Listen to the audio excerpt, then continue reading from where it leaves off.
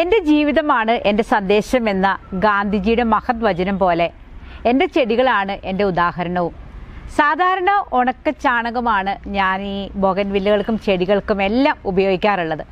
എന്നാൽ ഇത്തവണ ഒരു പരീക്ഷണം എന്ന പോലെയാണ് അധികം പ്രായമാവാത്ത ചെടിയിലും ചാണകവെള്ളം ഒന്ന് തളിച്ചു കൊടുക്കുക എന്നുള്ള ഒരു രീതി നോക്കിയത്. പച്ച ചാണകം വെള്ളം എന്ന് പറയാൻ പറ്റില്ല, പച്ച ചാണകം നല്ല ഭംഗിയായിട്ടൊരു ബക്കറ്റ് ഇട്ടങ്ങ് കലക്കി, എന്നിട്ട് ഒരു മഗ്ഗിൽ ഓരോ മഗ്ഗ് വെച്ച് ഓരോന്നിൻ്റെയും ചുവട്ടിൽ ഒഴിച്ചു കൊടുത്തു. ഒരു കുഴപ്പവുമില്ല, നിറച്ച് പൂക്കൾ ഉണ്ടായി വരികയാണ്.